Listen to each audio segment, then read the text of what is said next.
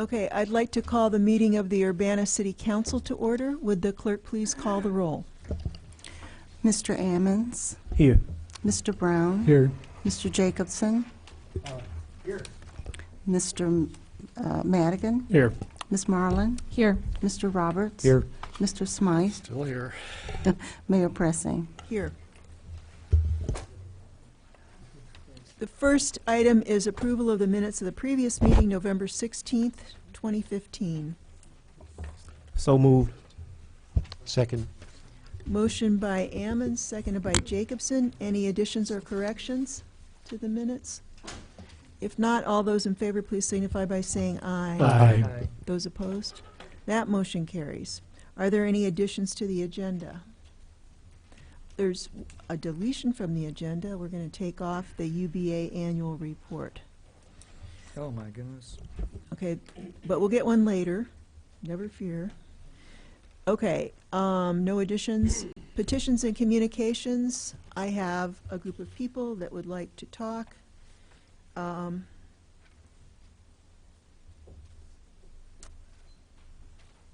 This is really the only topic that we have is the Urbana IDOT traffic stop data.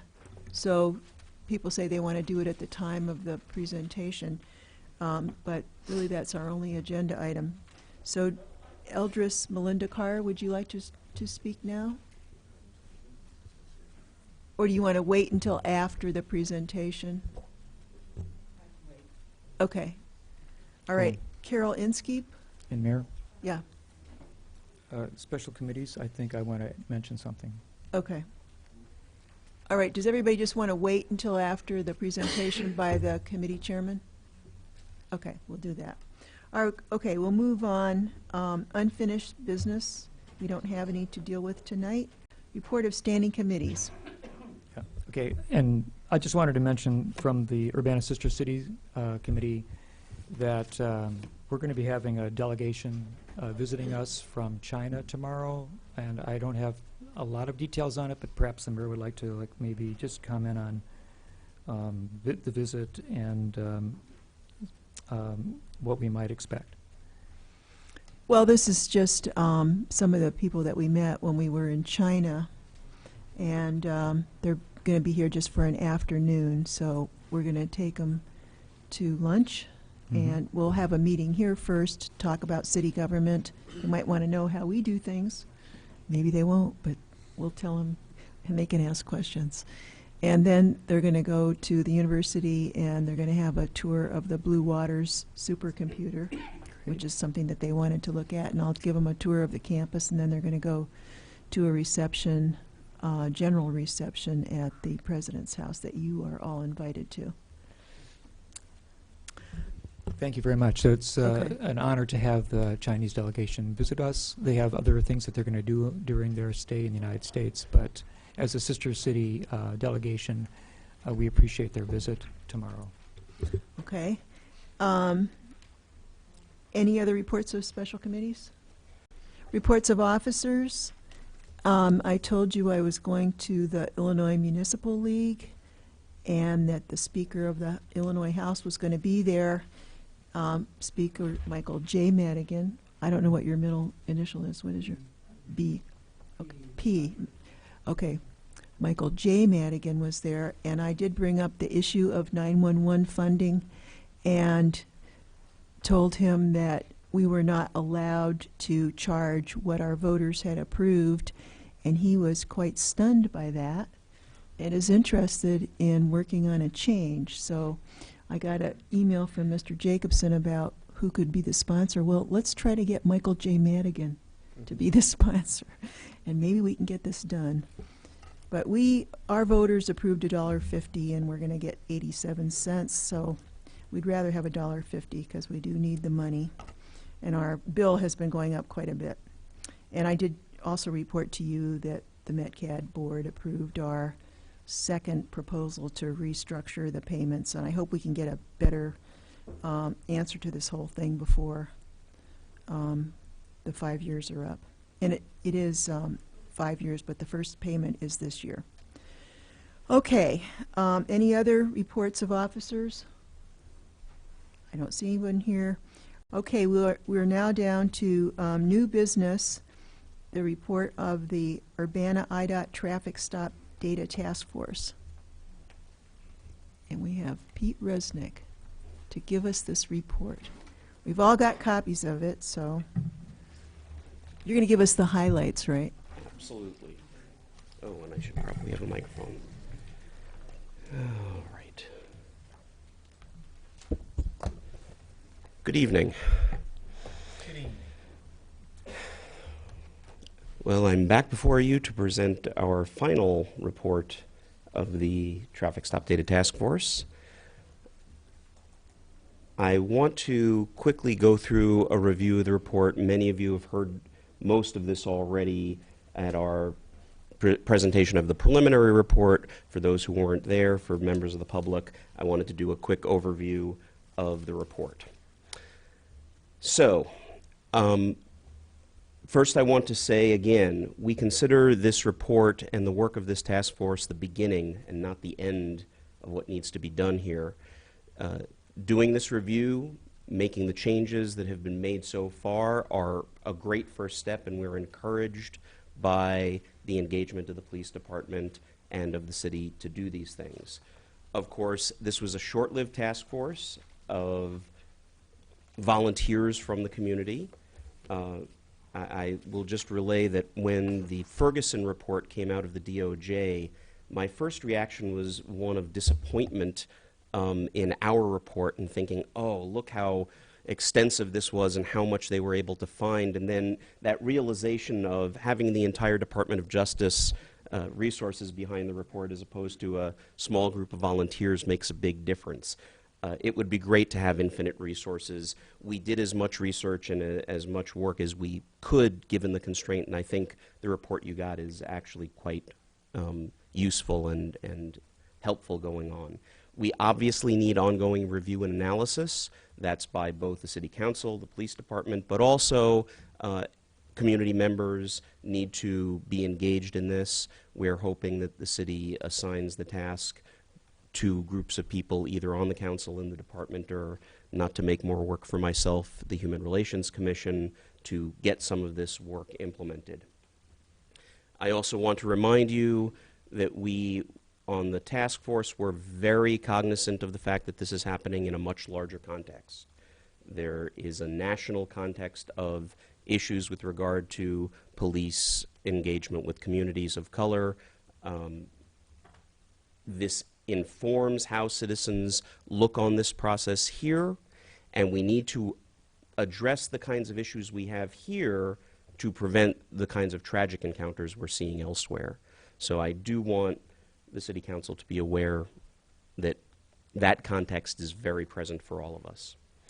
The report, as you know, started with a literature review. This was a broad overview of research in the field. We looked at studies in different communities and collected data. We looked at legal issues as they were presented, looked at certain Supreme Court decisions, and we examined economic and criminal justice issues in the literature review portion of the report.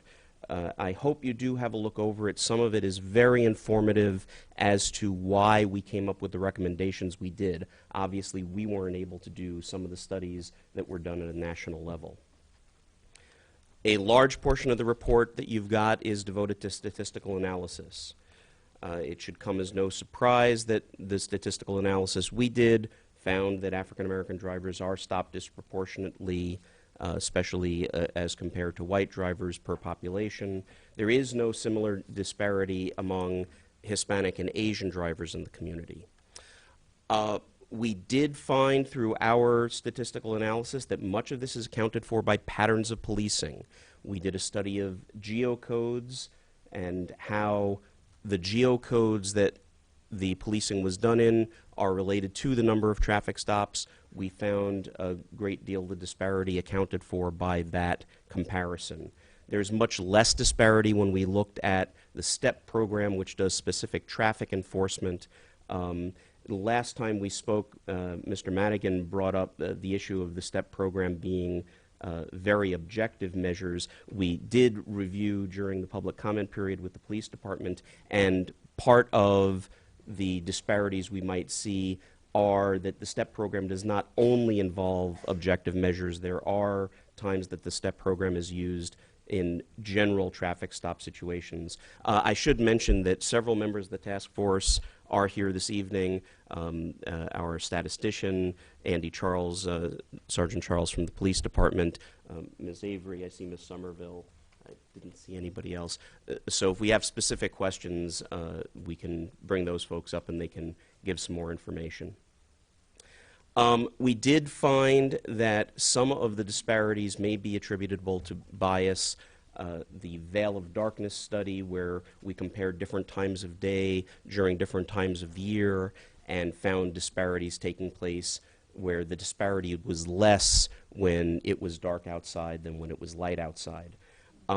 I would love to be able to do a very in-depth study or find more literature on whether these kinds of biases are attributable to implicit bias, which we spoke about in the report. Again, with infinite resources, we would love to look at all sorts of different things. The report also mentions that African American and Hispanic drivers have disproportionate outcomes when it comes to traffic stops. They are more likely to receive citations than warnings than white drivers, though not for moving traffic violations. There's far less disparity in moving traffic violations. It's mostly equipment violations and other sorts of violations where we see that disparity. We also see higher fines. That's often due to the kinds of citations that are given and the fine structure that is associated with the different violations. And we talk about that a little in the recommendations. We also found that there is some higher likelihood of a person being subject to a search when they are pulled over. We also had a large discussion in our report of community impact. We looked at the impacts from several angles. We interviewed members of the community. We held a town hall of sorts, a forum to let people come out and discuss their views. We did a lot of research of the literature, and we looked at the data, obviously, to see what the community impacts were. One of the important things that I'd like to point out among the rest of the community impact is the financial impact of these. Because folks are stopped more often in these communities, there is a higher likelihood of getting fines, just by sheer numbers.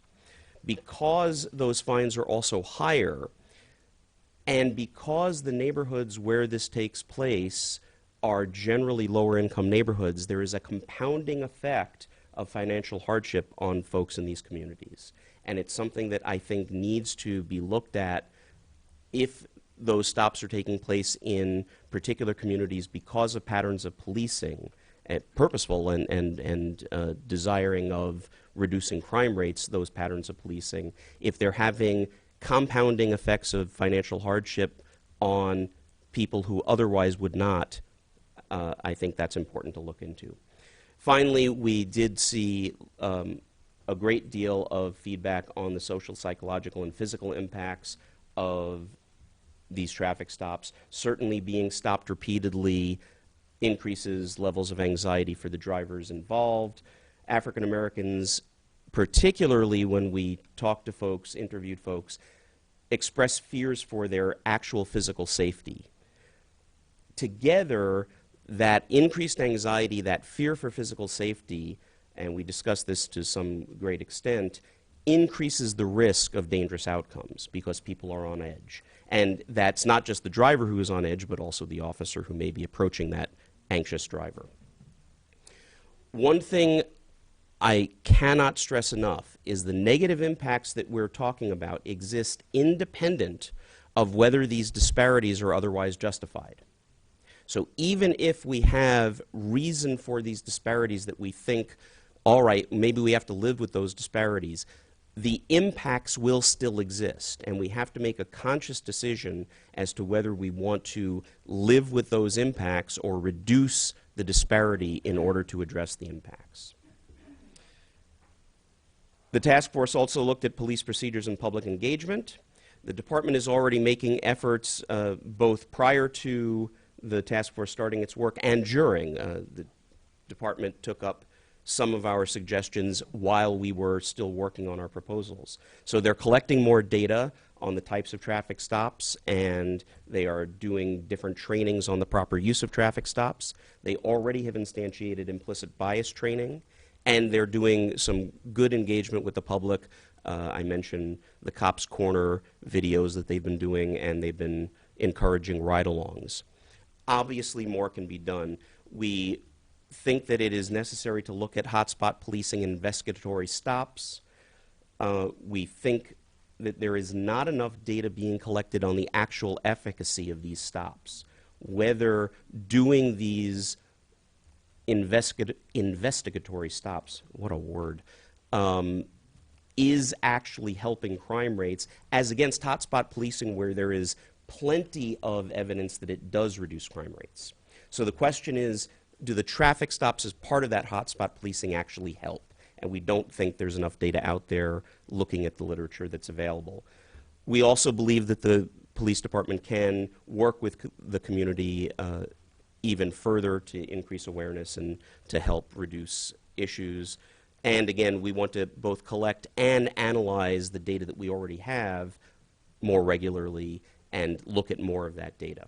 Excuse me. Yes. Peter, could I'm you sorry. just I wanted to make sure that that was clear, because I don't know if I completely understood. Please. You talked about the efficacy of the investigatory stops, and then you mentioned hotspot policing. Right. If you could just make sure that that was clear, please. So hotspot policing is the practice where officers will go to a particular area where there's been some amount of crime in order to be present in that area to see if they can prevent the crime or solve a crime that's already been committed.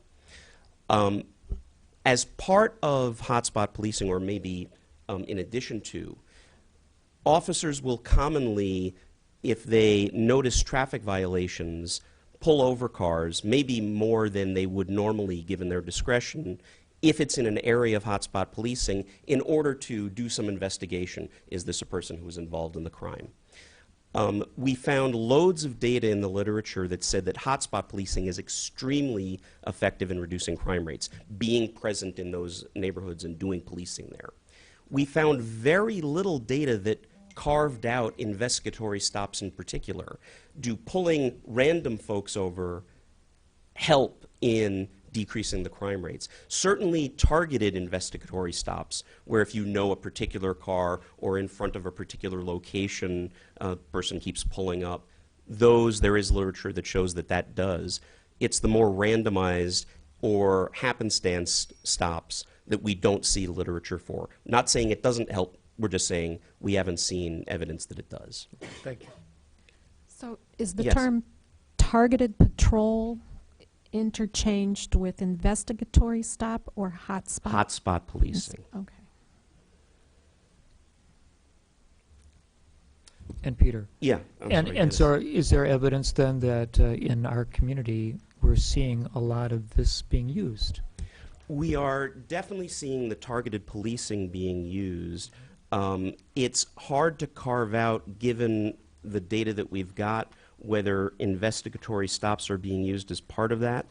One of the things that I mentioned earlier, that we're collecting more data. Right now, and this is since the task force started, and the chief was great about getting together a form that's part of the little IDOT data collection they do and adding on the kinds of stop that it was and what the purpose of the stop was. So we're hoping in the future that data can be analyzed and we can see whether people are being pulled over for safety reasons, which is clearly one of the indications, or is it part of a specific traffic program, or is it investigatory in some way, and see if we can tease that out of the data that we're collecting. That's a really plus that the police department would be participating in that kind of like more detailed reporting. And I should mention at this point, and I'll bring it up again with regard to some of the proposals, some of this is resource-based. The chief has said that he would love to collect huge amounts of this data and be able to analyze it, and he just simply doesn't have the resources to do so. So some resources being added to this to do at least some of the analysis would be exceedingly helpful. With regard to other practices, we've asked you and the department to review ticketing practices and fines. You shouldn't have disproportionate outcomes for folks based on this, and I'll talk a little bit about that in a bit. We had heard during our discussions that there are programs in some areas to help lower-income drivers with insurance. We think that the city should look into whether these are possible for our small community. And, of course, we mentioned the cannabis policy, which generated a great deal of controversy both in the task force itself when we were trying to fashion it, but also after, because, of course, it's a hot-button issue. I'll try and describe a little bit more of that at the end here. We also think that community engagement programs, doing preventative programs for citizens to help them understand how not to get caught up in some things, doing the Walk as One programs, having meetings between the police and community members are essential to help with that relationship and to help reduce the chances of something tragic happening. So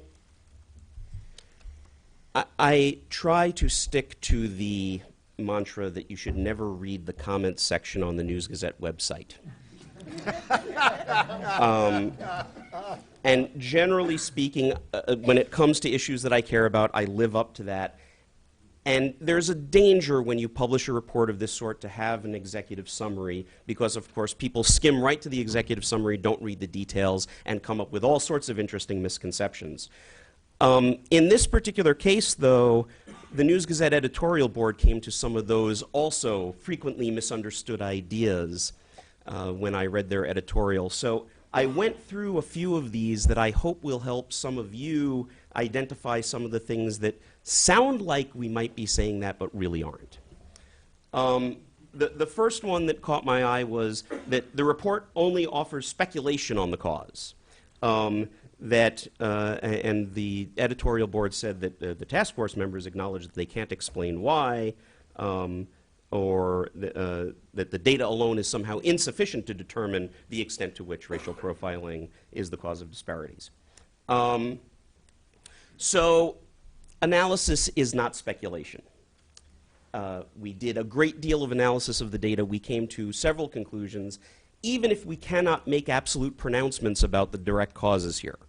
We're talking about human behavior. We're talking about a lot of variables. So we cannot say with 100% assurance, this is a cause and this is not. However, we do think we did due diligence to look at what some of those causes are likely to be. We absolutely conclude that patterns of policing are linked to that disparity. There's no question, given our analysis of the data. Can we say it's 100% certainty? It's data. It is what it is. We did conclude that demographic differences among communities are unlikely to explain the disparity, and we gave quite a bit of data regarding that. And you can look through the statistical analysis section where even folks of similar demographics for particular issues, the Hispanic community and the African American community, the Hispanic community does not show a disparity in traffic stops where the African American community does. So it's something that we think we reasonably concluded. We do see some evidence of racial profiling, again, that veil of darkness study that we did and analyzed the data. Again, when we say things like socioeconomic factors may play a role, we concluded that in many ways it was unlikely. We did conclude that we can explain why some of these things are happening. This is my personal favorite. The task force suggests that numerical disparity is the problem and that the city work to eliminate it no matter what the cause. The follow-up that the editorial board did had the following quotes. Well, more men are stopped by the police than women, and more young people or middle-aged are stopped than middle-aged or elderly people. So is that discrimination? Well, let's start with that's neither what we said nor what we meant. And if you read the report, you will see what we said and what we meant. We concluded that the racial disparity is not strongly linked to worse driving, for instance. You can look in the literature review section on page 10. There's a CDC study about this. We concluded that it is not strongly linked to having older cars or based on age or gender. The racial disparity is not. You can take a look at the statistical analysis section, especially on the top of page 17. We did conclude that it is linked to the neighborhood in which you happen to live. And that's part of the problem, that it is the neighborhood you live in which determines whether there is a disparity. And that is linked to the number of traffic stops. We also saw, again, some evidence of racial profiling, and we think this is worth looking into. The takeaway as far as the task force is concerned is that we want to reduce the numerical disparity as much as we can where it has nothing to do with traffic safety. If we saw that the difference between young people and older people had nothing to do with their driving habits, we would say there might be discrimination there. If we saw that the difference between men and women had nothing to do with their driving habits, we'd say maybe there is discrimination. What we're seeing is links to things that have nothing to do with driving. We also talk about the need to do community engagement to minimize disparate impacts where they will inevitably exist. So we are not saying eliminate it no matter what the cause. It's not just about the numbers. It's about the unfairness of what's going on. So the other quote that I liked was, since we said that people should be, quote, ticketed at nearly the same rates, we're calling for quotas. One of the things we do say in the report is that warnings versus tickets should be proportional between communities. If some people are getting more warnings and some people are getting more tickets, that might be problematic. That's not calling for quotas. Again, you shouldn't be getting a ticket because of where you happen to live, not because you behave differently. And finally, if ticketing rates are different, if we notice different ticketing rates, it should be a signal to go look at the statistics and figure out what's going on.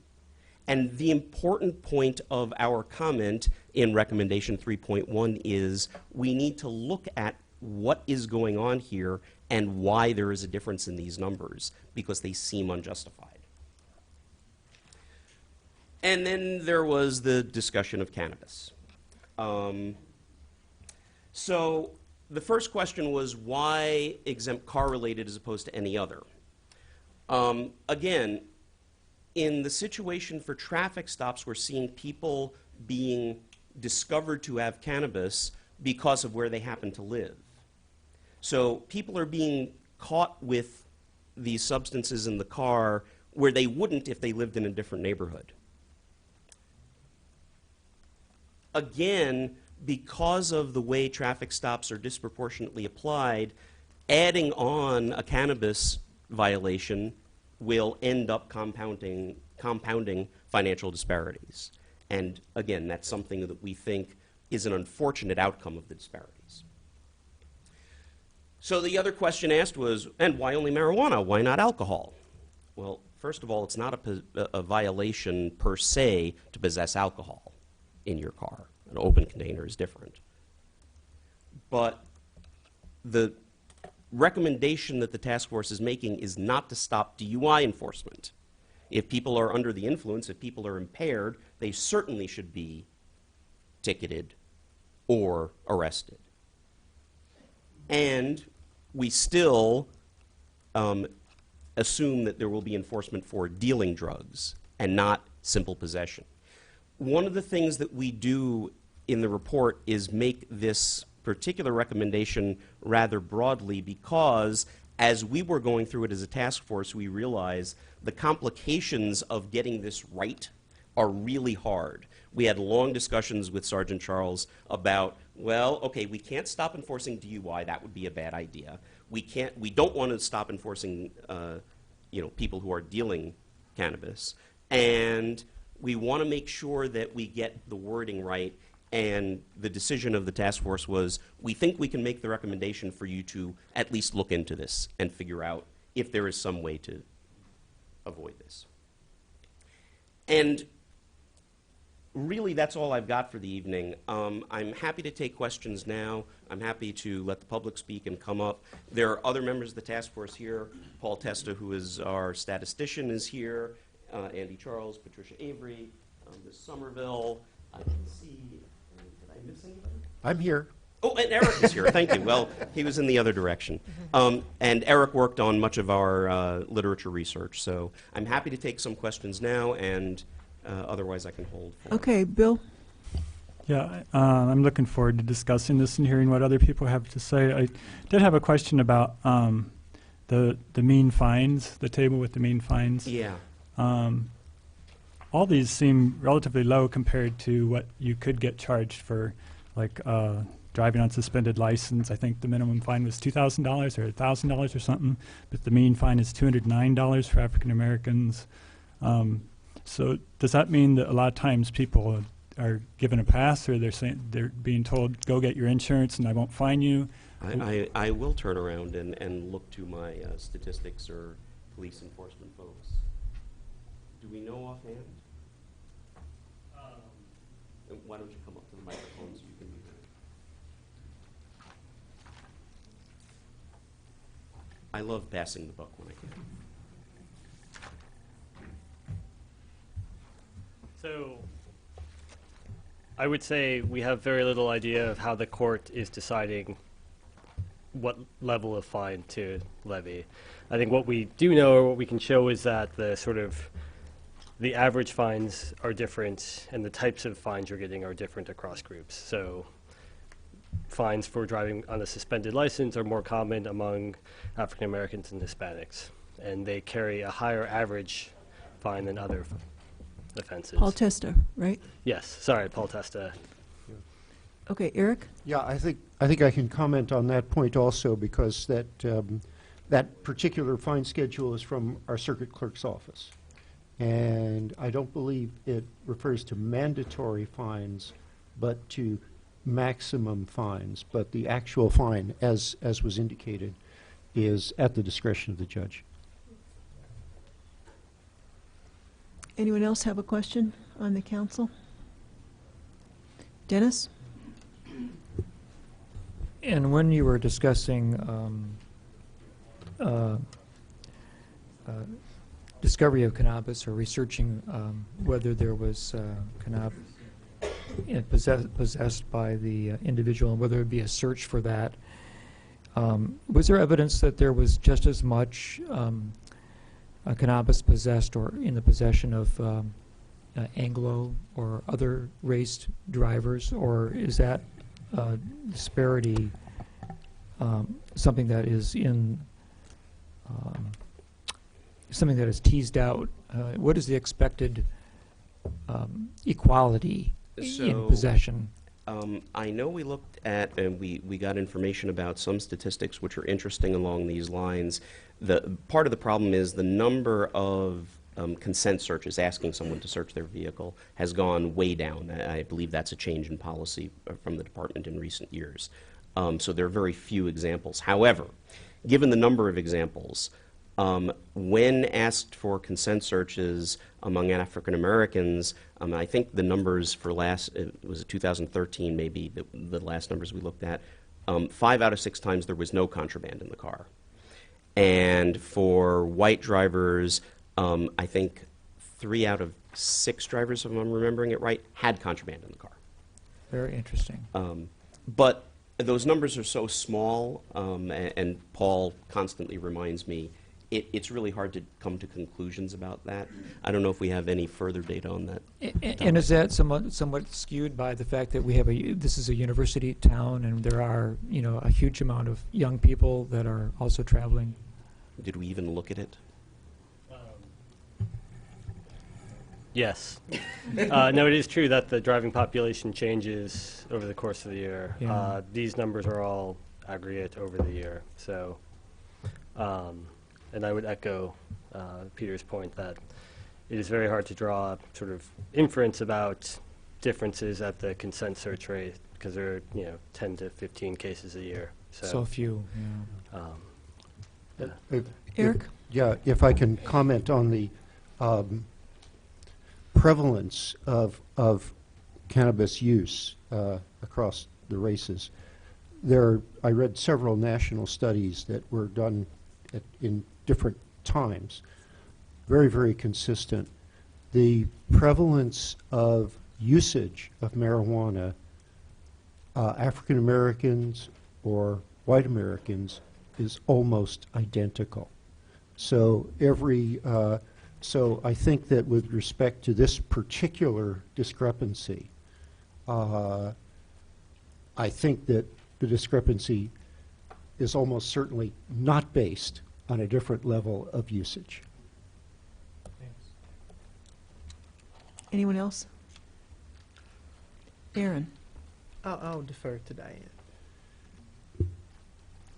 Thank you. I had a question about the overall numbers of stops in Urbana compared to other communities. I didn't see a chart in there for how we compare to similar size communities with university towns. Was that? I know in the literature review there was some discussion of Iowa City, but I don't know that we did any statistical analysis independently. Eric, maybe you can talk to that. I did not come across, and we didn't actually look. I didn't look for. I looked for, different cities with respect to racial discrepancies in traffic stops. I don't recall ever looking at different cities with respect to the total numbers of traffic stops. I noticed that this was something that was, sent to us from CUCPJ, but that just was not something that we. I think it did not occur to us No. to look at it, or did it? I think we discussed it, and so what I would say is that I have those data. That if that's something the city council would like, I could look Yes. at Bloomington. Bloomington Normal comes to mind as Sure. probably the most similar nearby neighbor. I think our justification was that we're interested in Urbana. That at the end of the day, there's lots of questions you could ask, and lots of questions we did ask, but to keep the report somewhat focused. Well, for me, it would be context, and if we're using traffic stops, presumably to promote public safety and to fight crime, then in addition to measuring, is it actually effective at doing this? And if it's not, why do we keep doing it? Or for me, it'd be important to know the context. The Iowa City example I thought was instructive on that because one of the things that happened in that study was they saw the traffic stop disparity go up when they started doing more hotspot policing because of a particular crime wave that happened. Right. And then the crime wave was over, but the disparity didn't go down. And so one of the questions is, are we changing tactics based on the actual situation, or do we get into patterns that cause Exactly. problems? And so, yeah, comparing other communities, again, 1 year and limited resources and a volunteer pool, and we're hoping that you can add to that and look into it. Just quickly, for 2014, the disparity in Bloomington is about 1.4, so comparable to. No, but in addition to that, the overall number of stops. I think Urbana had over 4,000 in 2014.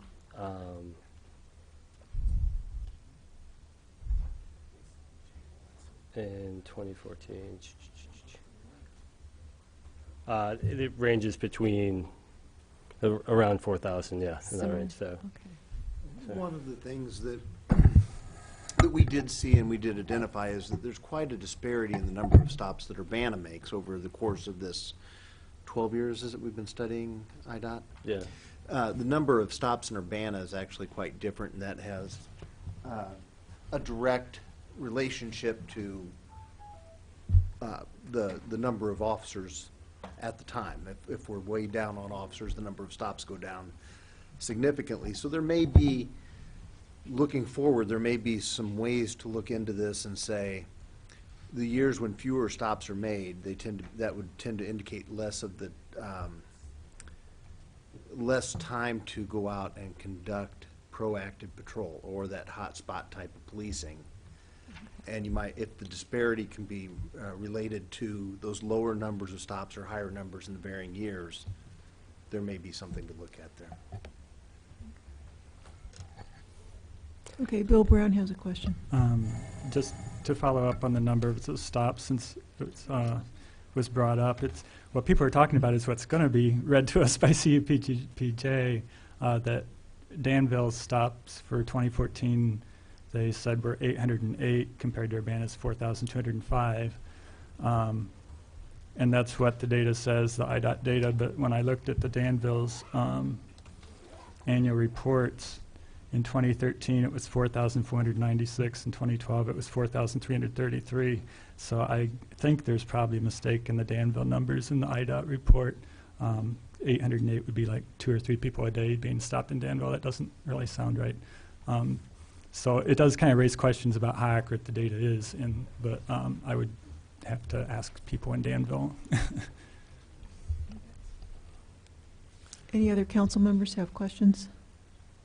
I have a comment. Aaron, First of all, I really want to thank everybody who participated in the task force. I do think it's been quite informative. I've read the report, and you guys did a great job. I appreciate it within the time frame that you had to operate, and serving on a particular.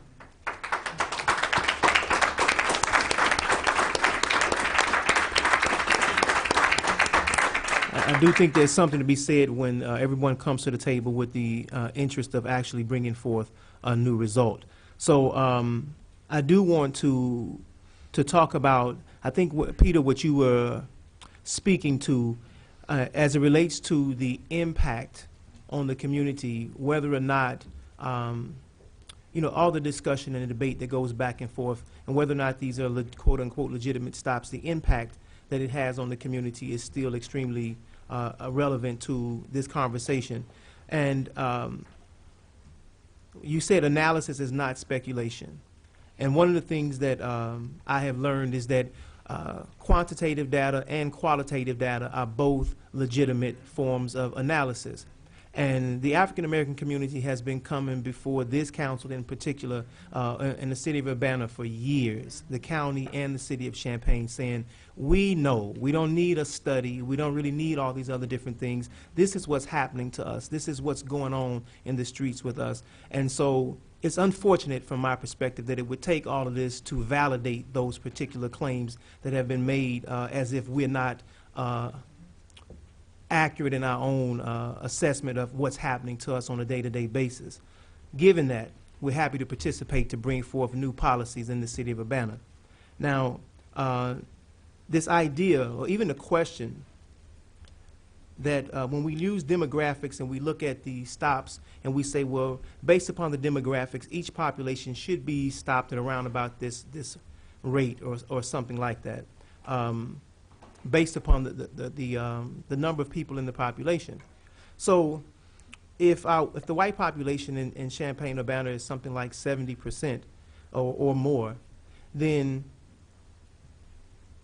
when we're talking about this cannabis usage, right? And we know that, all ethnicities use drugs at about the same rate, right?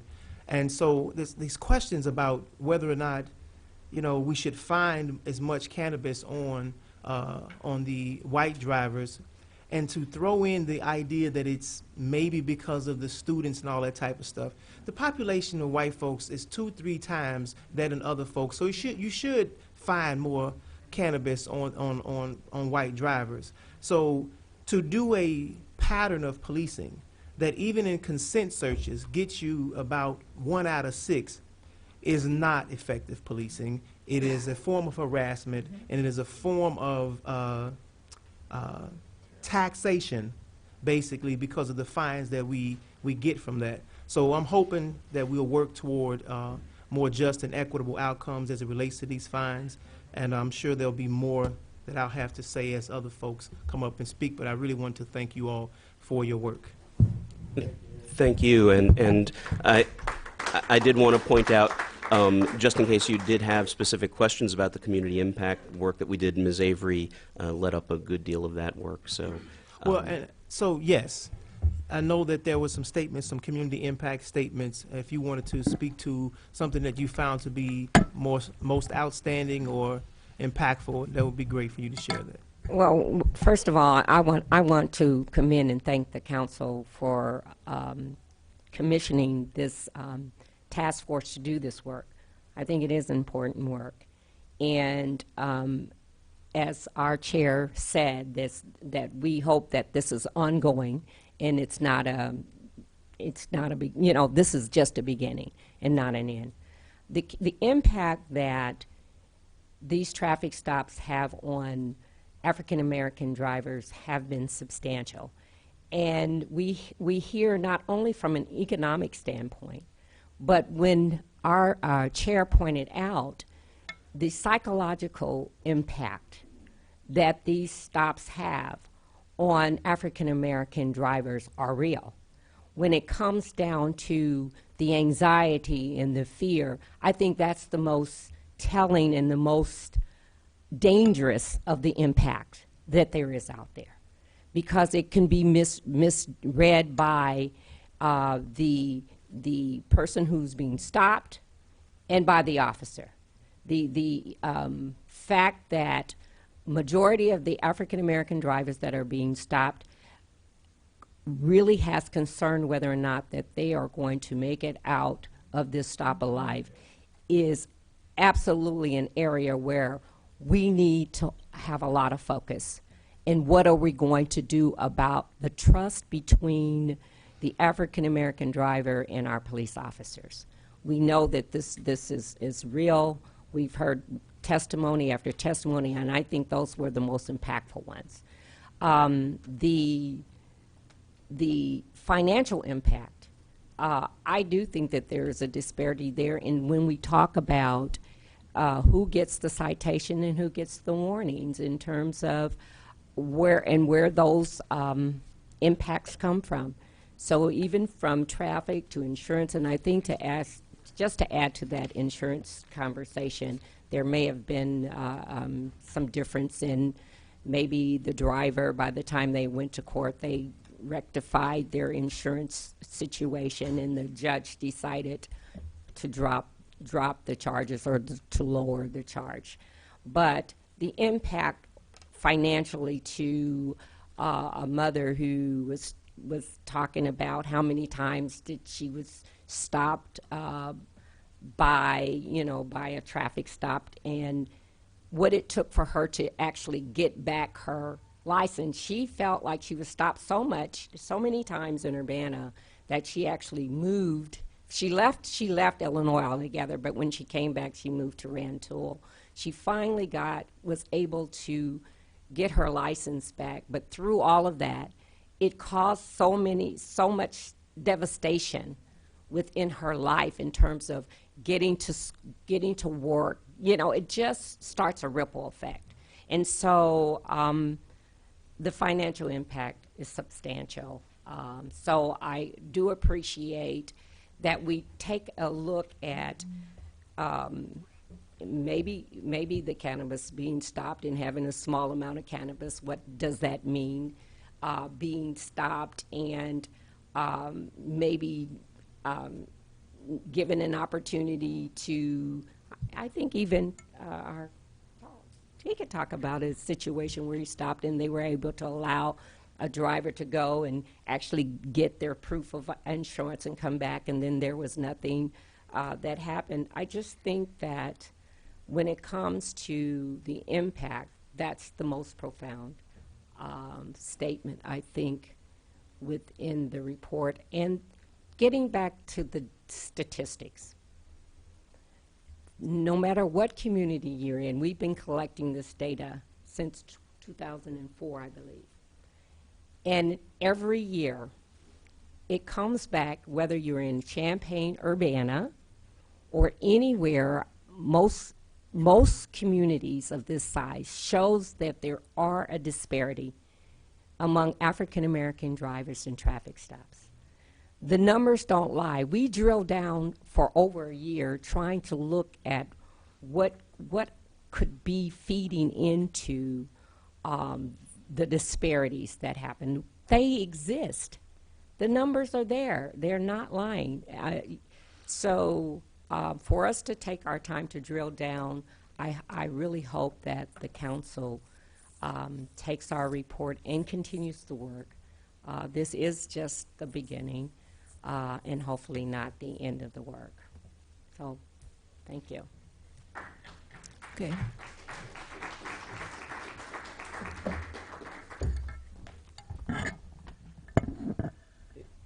If you'll indulge me for 1 minute, we discussed this a bit at one of the meetings of the task force.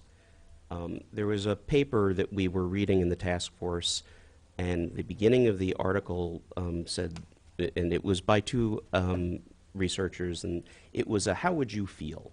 And speaking to white people, how would you feel if you were pulled over sort of randomly, repeatedly, and how would you feel if some of those times you were asked to exit the car, and then you were asked to sit on the curb, or you were frisked, or in this list of things, and how would you feel?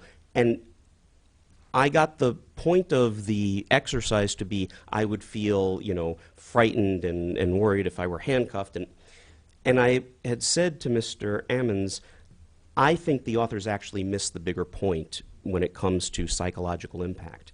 Because I know how I would feel. I would feel angry, and I would show up in the mayor's office the next morning. And I would ask her to call down the police chief and the officer involved, and we would have a very frank discussion. Because I feel entitled to do that. I don't feel frightened like someone who doesn't feel empowered to do that. And it's that difference of perspective. When I get pulled over, I'm nervous because, oh, crap, I'm going to have to pay that fine, or, oh, crap, what is my partner going to say when I come home with a ticket? Or I don't feel fearful for my life. I don't feel fearful for injury. And whether it's based on what's going on in this community or a broader context, I think those psychological impacts and the potential for tragedy because of them is something that we really need to keep in mind. Thank you very much, Pete. Thank you, and I'm happy to answer further questions if they come up. Okay, we'll start with the audience now. Eldris Melinda Carr is first. You have 5 minutes. You don't have to take 5 minutes, but you have 5 minutes.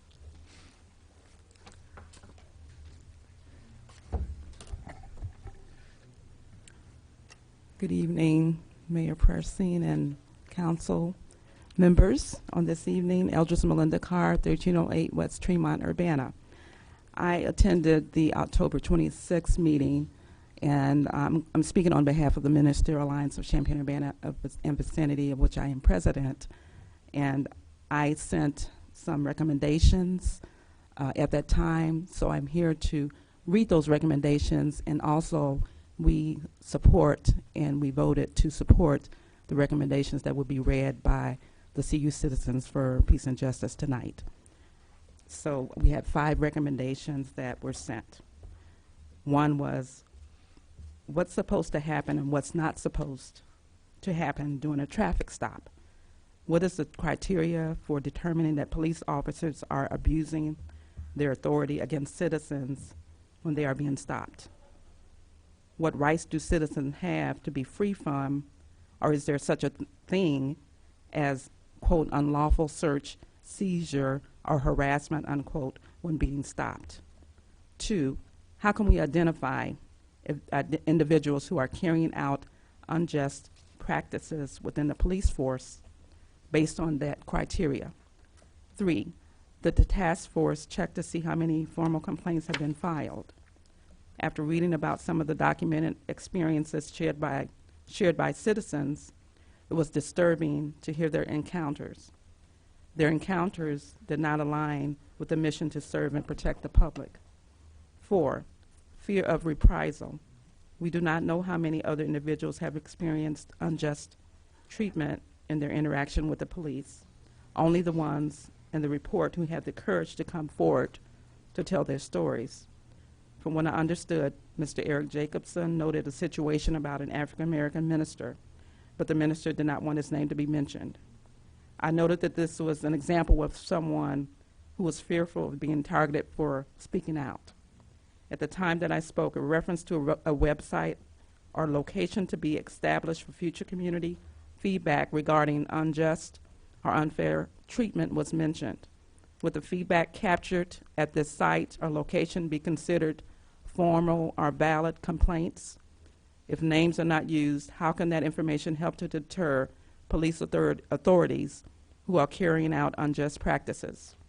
In addition to this, residents must be encouraged to file a formal complaint when their rights are violated. 5, please review. There was an article that I included in number 5. The article was entitled, Police, quote, Police Corruption Due to Blue Coat of Silence, unquote, regarding a report by University of Illinois to Chicago UIC researchers. I give the link here. And the recommendations, one key recommendation, to combat police corruption. The researchers propose a combination of external review initiatives and internal incentives. One key recommendation is to replace the appointed police board with a democratically elected board of civilians, or an entire new appointed board. And then I have a link here. The City of Urbana has a civilian police review board. Have they been effective in identifying unjust practices? Then I end with thank you for the opportunity to provide input on this important issue impacting our community. And I read this because I didn't see it posted, so I'm hoping that this will be posted on the site as public comment from the Ministerial Alliance. Thank you. Okay, thank you very much. Esther Pat.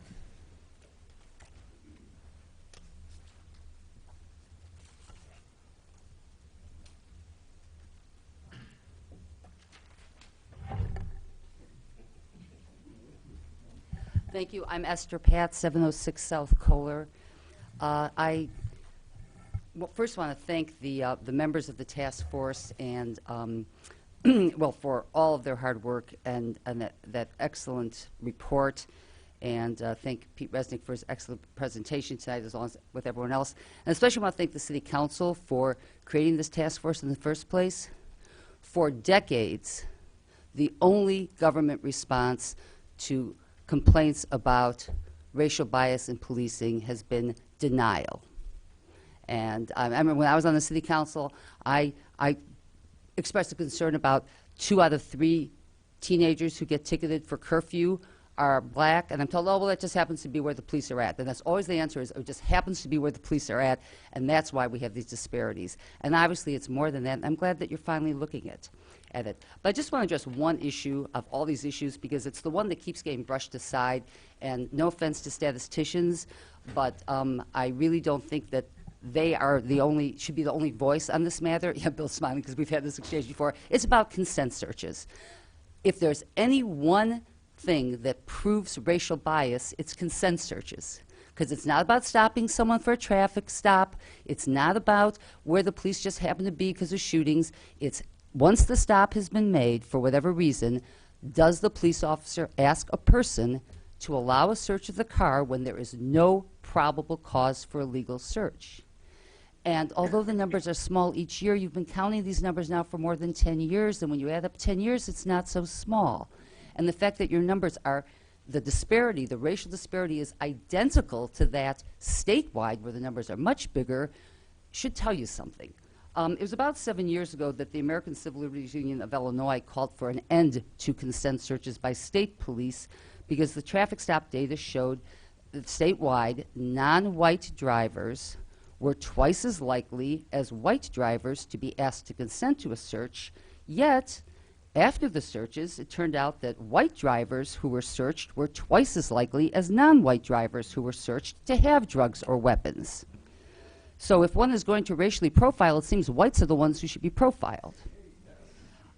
what was really sad, though, and this is why I'm bringing this up tonight, I looked at the 2014 IDOT report, and the report itself says that that dynamic has not changed at all since the states first started collecting the data. Makes one wonder, why do we bother collecting this data if nothing changes? And I think it's because it keeps getting dismissed as statistically insignificant. In Urbana, we have the exact same thing. I mean, what your data shows you for 10 years about consent searches is two consistent patterns. One, the majority of consent searches turn up nothing, so you might want to wonder about what's the benefit of doing it.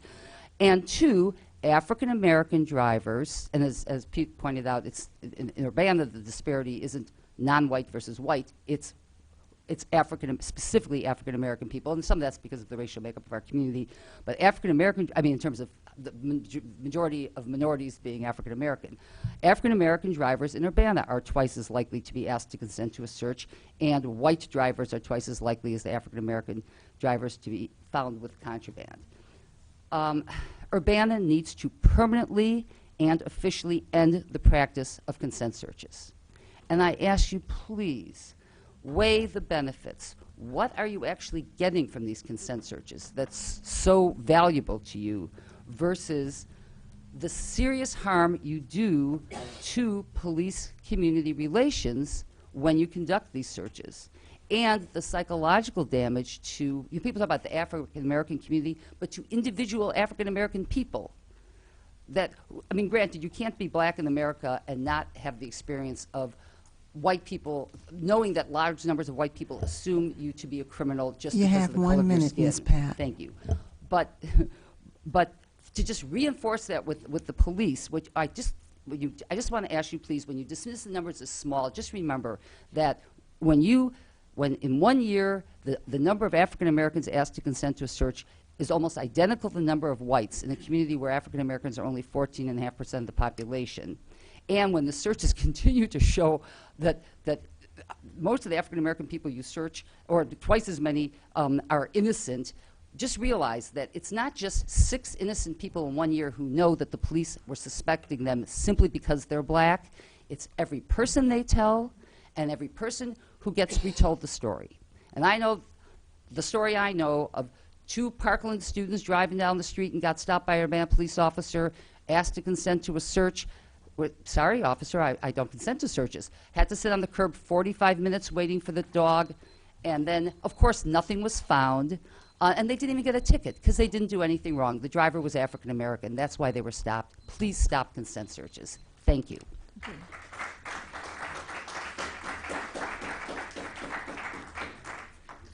Carol Spindell.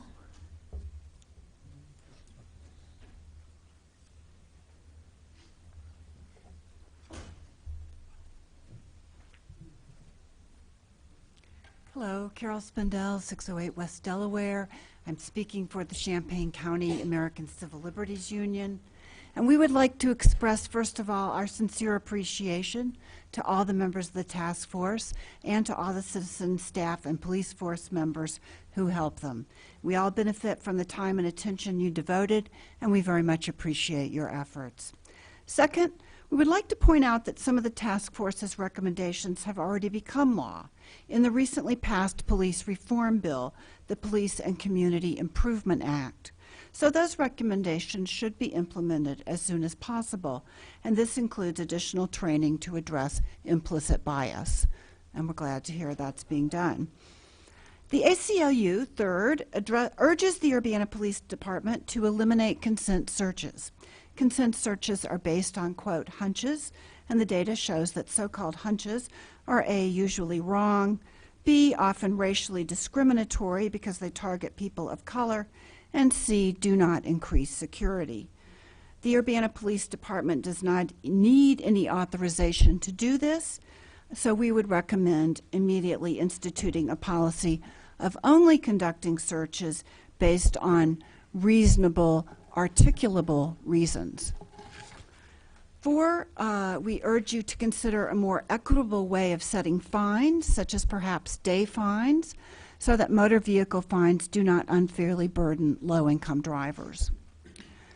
5th, we would also urge a new policy for small amounts of marijuana possession below 10 or 15 grams. The current minimum fine in Urbana is $300, which is quite high in comparison to the proposed legislation at the state level. That was originally $150 and a civil ticket for 15 grams or less, and then Governor Rauner countered with $200 and 10 grams. That hasn't been passed yet, but compared to those proposals, Urbana's fines seem quite high.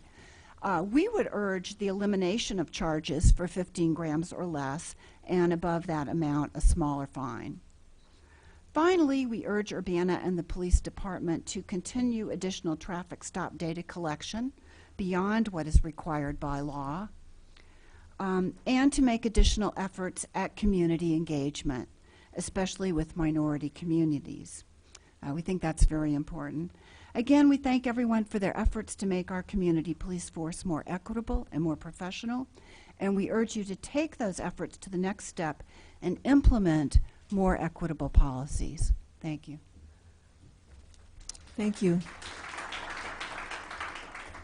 Durrell Cruz. Okay. Dolores Henry.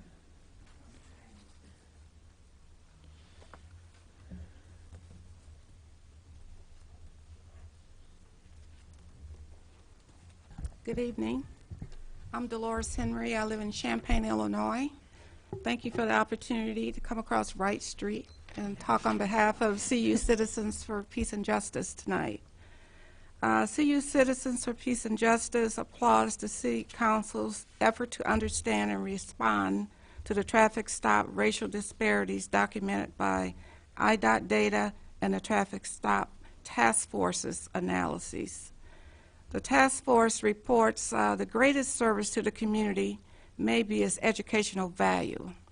There is much for the City Council, the police department, and the community to learn and understand.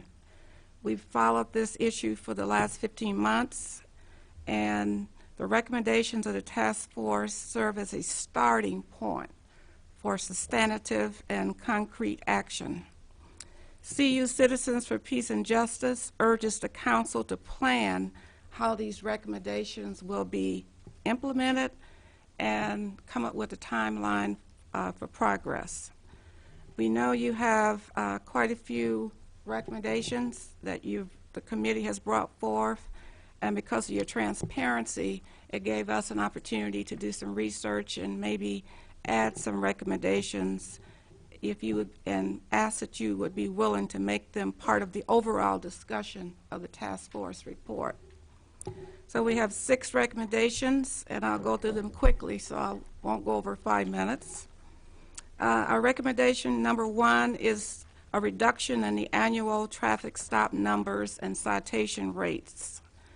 Our research showed that many departments have significantly lowered their stop numbers and citation rates without any detrimental effect to public safety. 2 examples that we found was in Danville. Their 2014 stop number was 808 compared to Urbana's 4,205, and Bloomington's citation rate of 30% compared to Urbana's 55%. So lowering these 2 numbers, 20 to 30%, would reduce the impact of racial disparities and improve police and community relations. The second recommendation would be to eliminate all searches conducted as part of a traffic stop unless there is a clear suspicion of a serious crime. As part of this process, officers must inform drivers of their right to refuse a search and obtain a voluntary signature before conducting a consent search. If the officer conducts a search, a statement explaining the reason for the search must be recorded on the traffic ticket. The third recommendation is the elimination or revision of any city ordinances enforced as part of the traffic stops that no longer serve a viable public safety purpose or appear to be racially biased in its enforcement. One obvious ordinance is operating a vehicle with loud system. Volume 2, Table 16 on page 38 of the task force report identifies it as the 7th highest charge, 452 for African American drivers. This ordinance is almost exclusively used against African American drivers and appears to be culturally and racially biased in its enforcement. Recommendation number 4 is the study of the totality of the impact and the effectiveness of the investigatory You have 1 stop minute, Ms. Henry. as a strategic policing tactic. Following recommendations 1.1 and 2.4, the council should give direction to the Urbana Police Department to begin the process of collecting these data in a public reportable format. These data are critical for follow-up analyses and informed decision-making by future groups appointed by the City Council. Recommendation 5 is to create a new commission to review traffic stop data after it is made public. In support of recommendation 2.3, the commission should be composed of a City Council member, a police representative, former member of the Traffic Stop Task Force, and 2 members of the Urbana community familiar with the task force report. They will report to the council whether progress is being made in reducing racial disparities in traffic stops. The commission... Is it okay? Yes. Thank you. The commission may also make recommendations to the City Council. And last but not least, the recommendation to support 3.4, which calls for a moratorium on issuing of citations for cannabis possession when it is discovered in the course of traffic stops. Citation for minor possession of cannabis serves little public utility, is often racially enforced, and places undue economic hardship on many citizens. Thank you. Thank you very much. Darrell Cruz.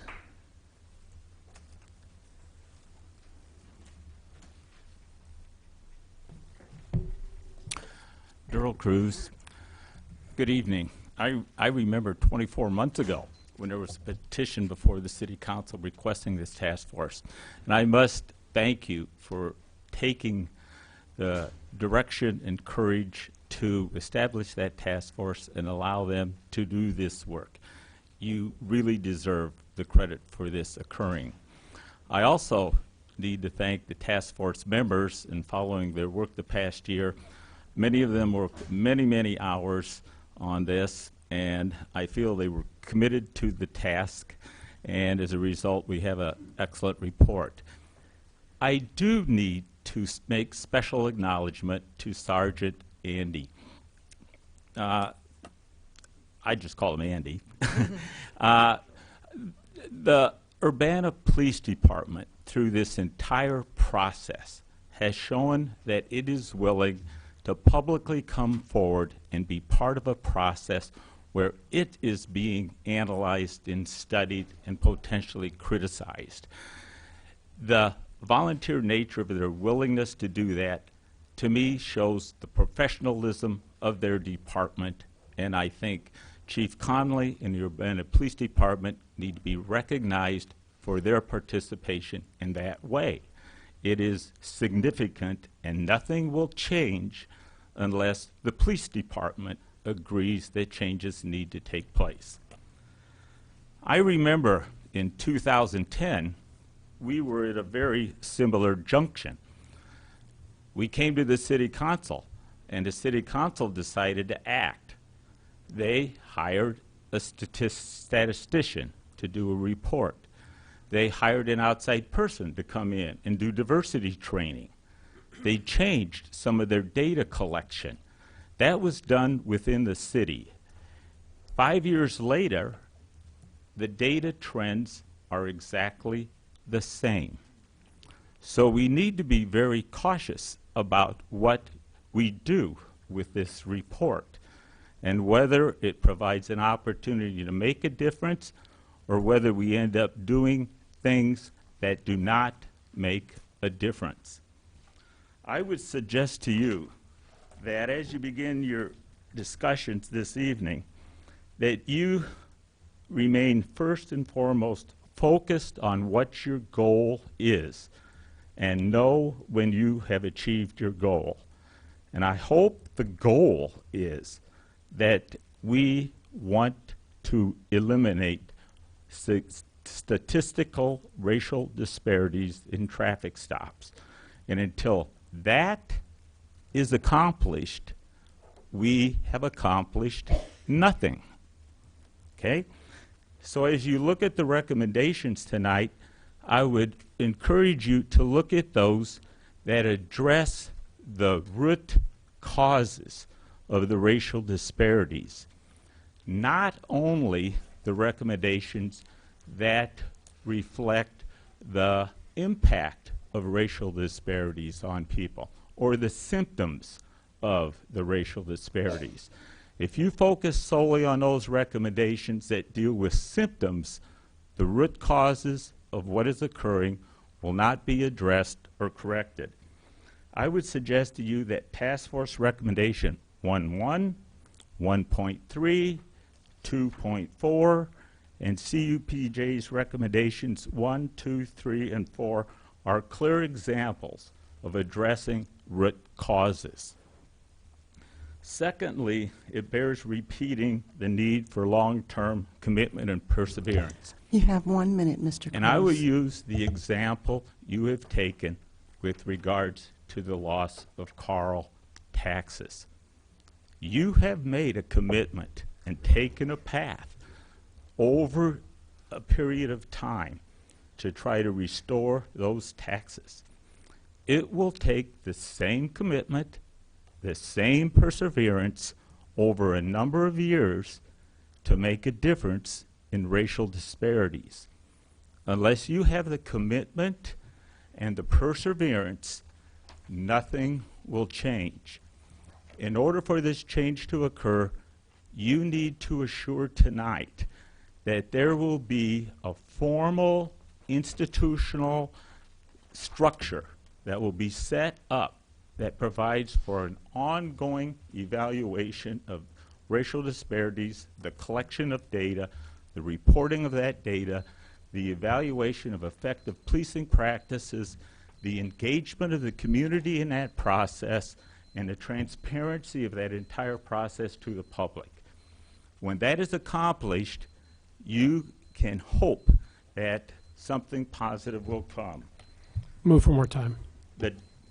Just one line. The job will be done only when disparities no longer exist. Then everyone, the community, the Urbana Police Department, and the council can be proud of their effort and their accomplishment. Thank you. Thank you. There's a question for you, Daryl. Before you run off here, yeah. First, I want to thank you for your kind words, but I think you want to thank us after we make some real progress here. Okay, we've got a lot of good framework here. I've got more things to say on that, you know, the council has been very goal-oriented. Since 2005, we've had, you know, these mayor-council goals, and so I think the idea of formulating an overarching goal is I think part of what we want to accomplish. You know, you want to make some real, long-lasting changes. You didn't address the socioeconomic issues, which I think are a component of all of this. Ones that, you know, that's something we try with our social service programs and so on, and that's a national nightmare, frankly, to try to come to grips with. But would one way to formulate this goal, I'm just throwing out a thought here, and I wrote this down as you were talking and others were talking. Do we want to achieve effective policing and enforcement with everyone perceiving things as fair and just? Is that a one way to put that goal? Absolutely. Okay. Equitable. Equitable, okay. Fair and equitable. Equitable. Use the word equitable in there. Okay. Thank you. That's what I'm after. I think that our community could be a national example of going forward. And, you know, I think we haven't had problems, some of the problems that other communities had. I'm very thankful that we haven't had those problems. But at the same time, the roots of those problems that other communities exist here, and I recognize those, and we need to solve them. And why not? You know, I said many months ago that I thought that we could tackle some of these things in ways that others haven't. And I continue to believe that, and I really would like to see us be a national example of how to do this right. Bill? Yeah, Darrell, I just wanted to also say thanks for also making yourself a at-large member of this committee, basically, to help them achieve their objectives. You alluded to one thing on the statistical study that was done 10 years ago, 2005. It's been that long. That was done by the outside person that was paid for.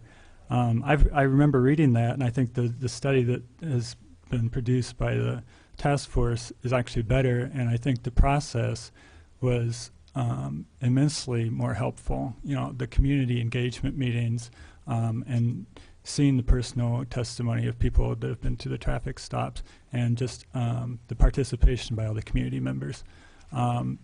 So I have a feeling that this study has the potential to have better results. Do you have any feelings on comparing the two? Do you have more hope for this one, or you just think that it could end up like the other one? It's up to the city council. I'd say it's up It's to in the your community, lap but- now. You've got the recommendations. You can listen to the public input. You can decide how you want to continue to engage the community. And the choices you make with regards to changes, further studies, actions that take place is simply up to the 7 of you at this point. I would hope you would extend your view of the community can help you do this, and they need to be engaged and continue to participate, and hopefully there'll be a component that you choose to provide for that to occur. I think that would be an extremely important part of a decision that you make, too. Okay, thanks. Okay, thank you. Thank you. Belden Fields.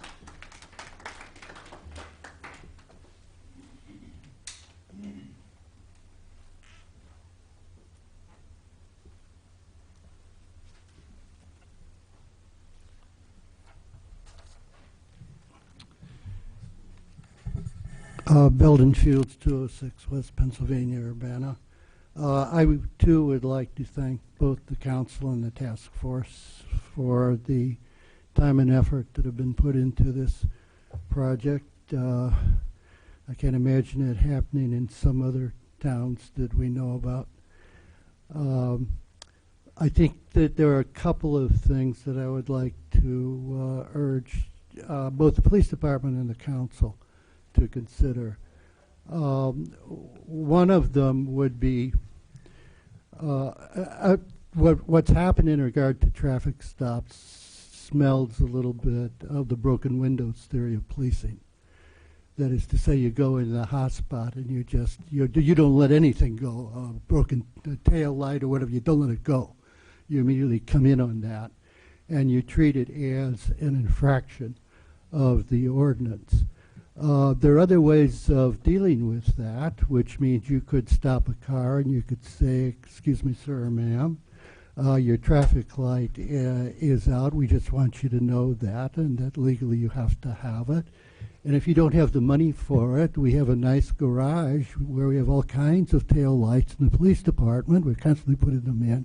If you can't afford it, go on over. We'll put a bulb in for you, and let that be the end of it."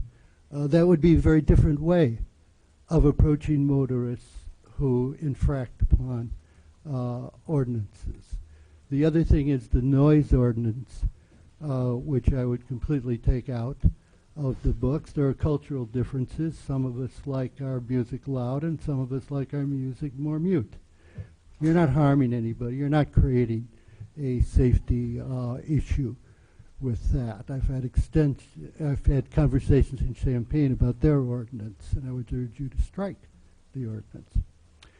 Another thing that I would do, and Councilman Ammons, I think, raised a very good point when he used the term taxation. I'm not suggesting we're like Ferguson in terms of sending police out aggressively to pull money in, because otherwise we'll go broke.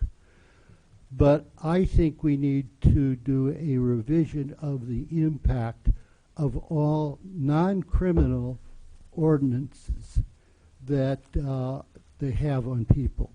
Particularly poor people, particularly on the north end. I say that not only as a result of thinking about traffic violations, but rather as having sat through a number of instances of city court that were hearing cases brought against ordinance violations in Champaign. 75 to 80% of these people were African American. And they were getting horrendous fines, like $500 fines, $300 fines, for really what I would regard as very minor infractions. Then, after they get that, they get the court costs. There are lists of about 9 or 10 different things that have been added on to that. And clearly, to me, these people could not afford this. So I would like you to rethink both the way you have your traffic ordinances established and the fine structures associated with them. And if you see that they are inherently having a differential impact like loud music, get rid of them.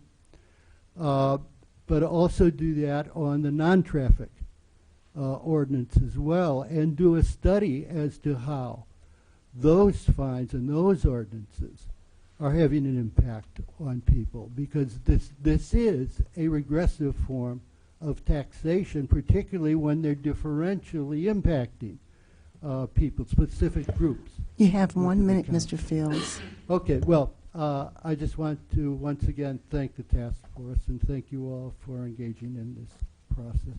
Thanks. Thank you. Paul Muth.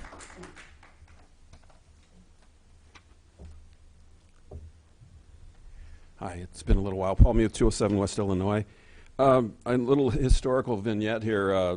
One of my hometowns in Illinois is Belleville, and I think the 60 Minutes expose of absolutely without pretext stops that were, it was like a media sting thing that happened in the late 90s.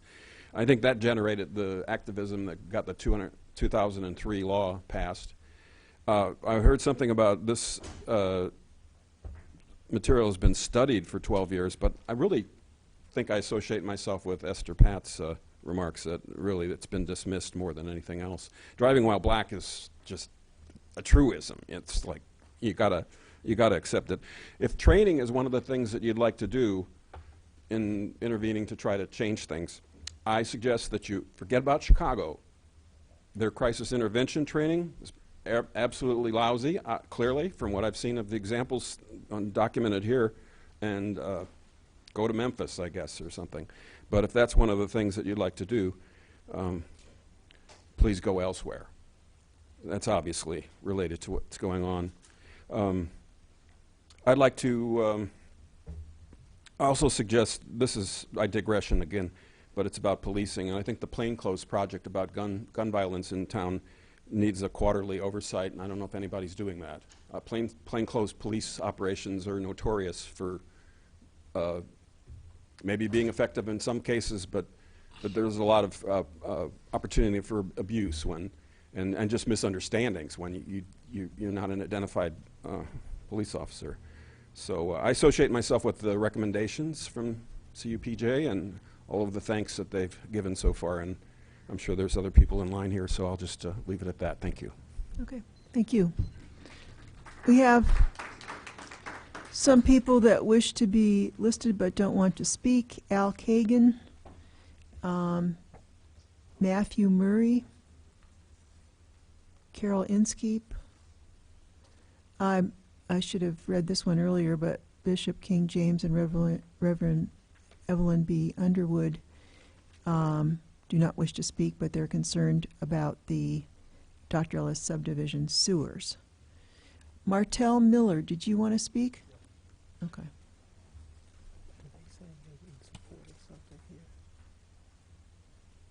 Is this for? I don't want to speak. Martin Miller of Urbana. I've been sitting here and listening to the discussion about the Racial Justice Task Force. I done came in front of this council about racial profiling for over 10 years. I thank for the task force that y'all have. I thank for the council to have us come here and speak. But here's what I'm going to speak about. I'm going to speak about consent searches. Consent searches is like fishing with a brick. You may get a fish, but it ain't the best way to catch a fish. And that's what a consent search is. You're just fishing the wrong way. You need to do proper policing. I look in here, I don't see Chief Conley. Now, I wish I had seen him in here because he got a meeting that he has with African Americans. And I went to one meeting. And the meeting I went to, we brought up racial profile. Better yet, Councilman Aaron, before he's a councilman, brought it up. He said he didn't believe it. He just chopped it down. But he wanted us to sign on for tasers. But he don't want to deal with our problems. And from that, it just put a bad taste in my mouth about Urbana Police Department. So if we want to deal with racial profiling, we got to deal with it like this. I look at that councilman, that councilman, that councilman, and that councilman, and that councilman, and the lawyer. They're all men. But you know what they don't go through? The color of their skin is a crime. And go through the color of his skin is a crime like me. That's what racial profiling is. It needs to stop. The mayor, you can stop it today, but tell your chief, you don't want no more. He's over the police force. Whatever you tell them to do will happen. And that's where I'm at. It's time to draw the line in the sand. I'm not up here to come and meet with y'all no more talking about getting some more statistics. When all my life, I know I've been racial profiled. I've been racial profiled walking down the street on Illinois Street twice. So I know what racial profiling is. And another thing, what it does to black young men when they lose their license, make them hard to get a job. And when a black man ain't got a job, it's hard for him to support his family. Y'all part of the cause. You ask why black men don't work, hell, they can't get to work. And if you want to deal with the traffic issues and know what's going on in traffic, go to traffic court. You to see the most racist court in Champaign-Urbana, probably across the country. I was just in court last week. Young black lady, 4 kids, got stopped by the police, 6 tickets. None of them was DUI. One was suspension. You know where she was going when she got stopped? To work. Another man of color. Worked 2 full-time jobs, 1 kid. Never had problems before he got to Champaign. Lost his license when he got to Champaign. Police asked him how he got a nice car. He tell them he works 2 jobs. Now he ain't got no license because they don't like the car he drives. And he's color brown. Now, it's up to y'all to take a stance against it. Y'all, I got this Racial Justice Task Force. Some of y'all already knew. Do something about it. Thank you. Thank you. Brian Dolinar.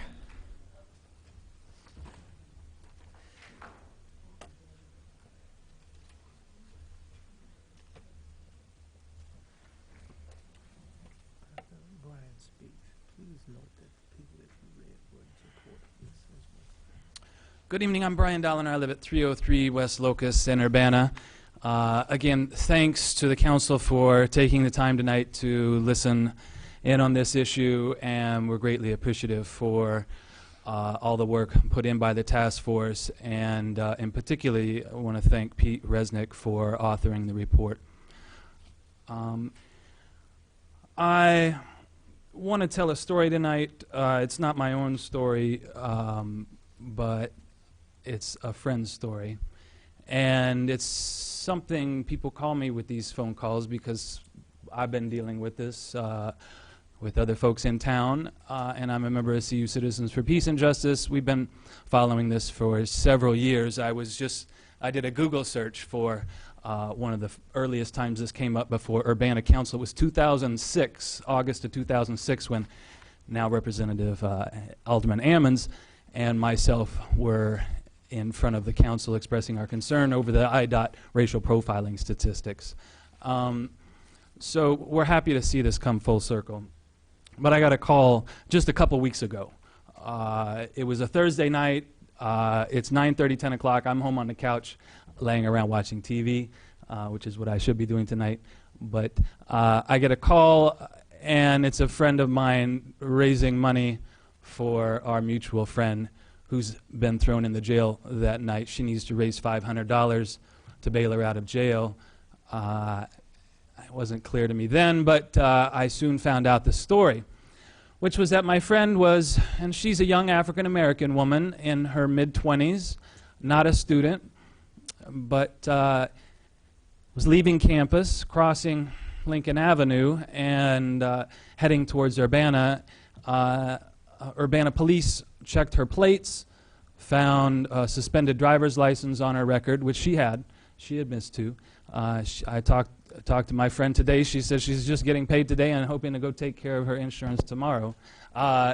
She was stopped by the police officer, who immediately asked about her suspended license. She admitted she had a suspended license. The officer then proceeded to questions about where she had been and if she had been around any cannabis that day.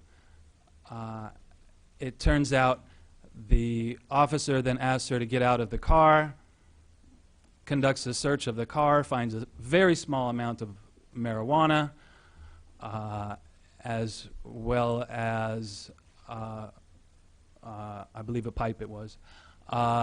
And at that point arrested her. She was taken to Carl Hospital, where they drew her blood, and it's being now tested.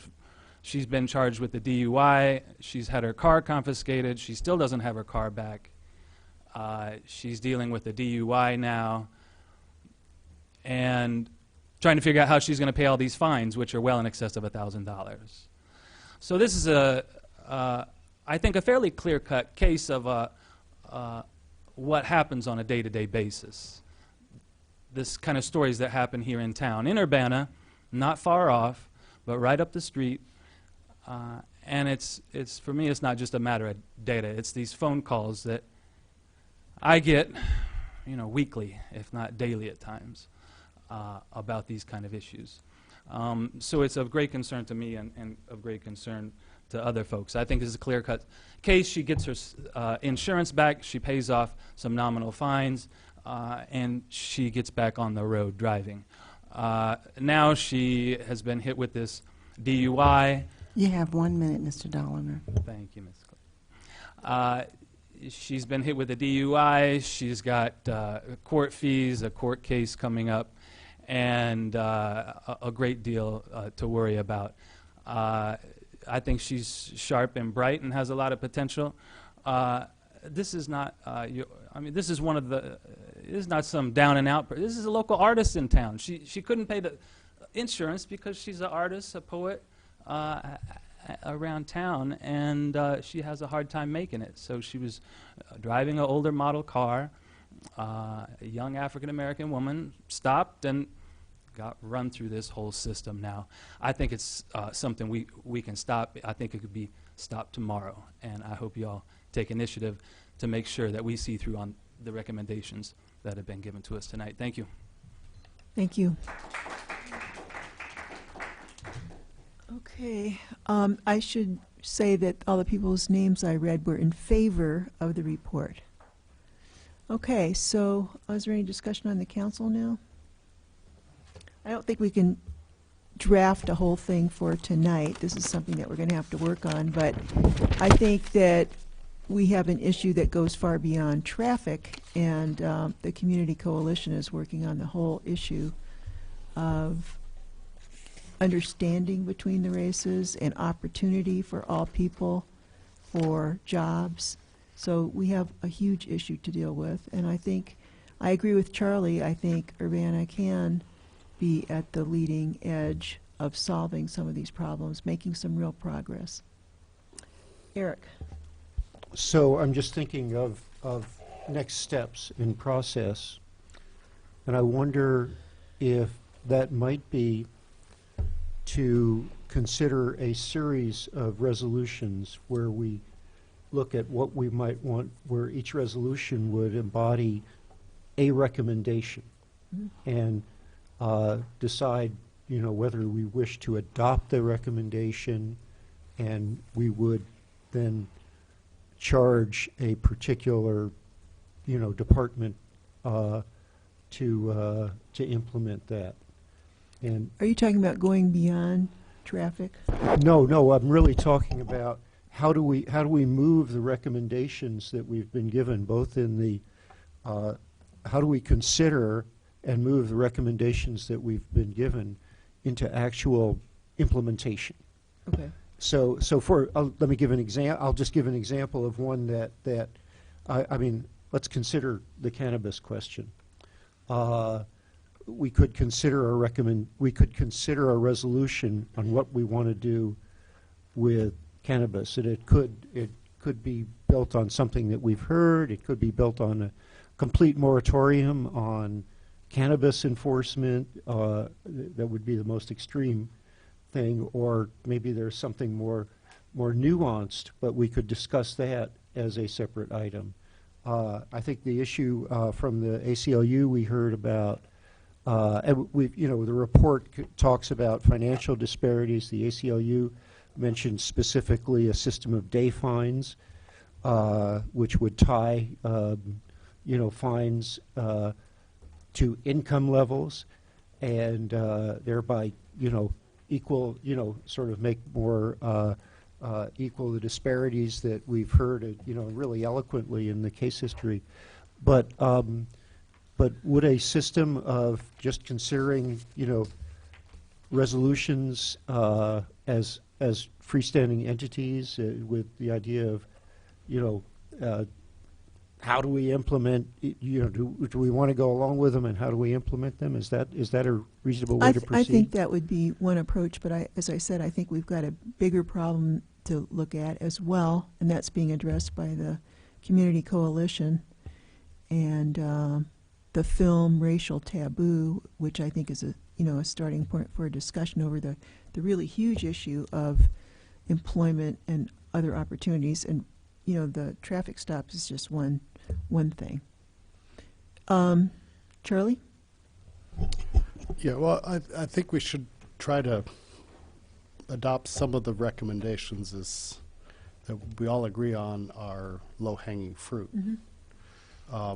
And I have a couple of specific, a couple of ideas and a specific question. Maybe Mr. Simon can answer that. And we keep talking about the fines associated with these police, with the traffic citations and such. And you look at the form, and that has the amount of money you got to send in, and so on and so forth on them. What ability do we have as a city under home rule to change the state or county mandated fines and their fine levels? I mean, can we adopt one of these alternate methods of payment? Without researching, I can't answer the question just off the top of my head. If they're state fines, then the question becomes, is there any home rule preemption?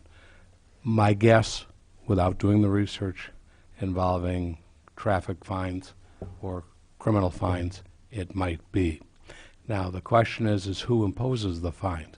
Is it the city that imposes the fine, the county, or the court system?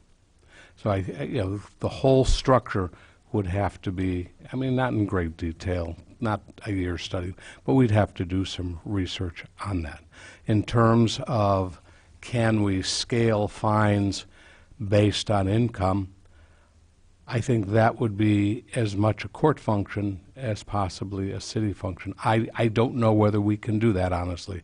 I don't know if there are constitutional implications in terms of setting fines based on income or how to determine income. Are individuals going to have to submit tax returns? What is income? Are we going to talk about passive income, wages? I mean, it's a whole series of analysis. It can be done in terms of doing the research and the analysis, but answering the specific question, I can't do it tonight.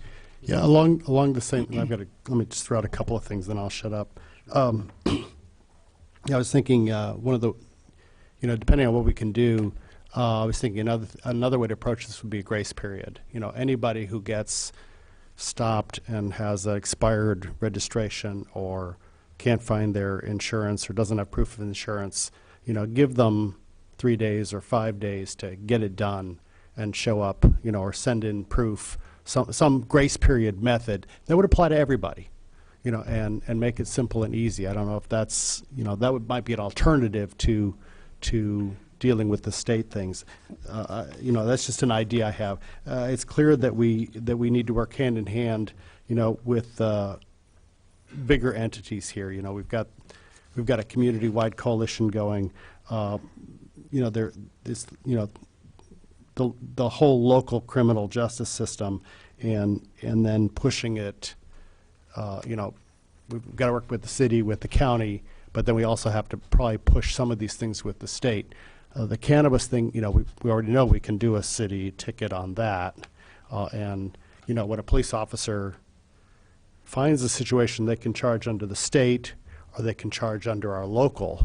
So again, that's a policy decision that I'd like to know if we have the power to say, well, you're only going to use city code here, not use the state code.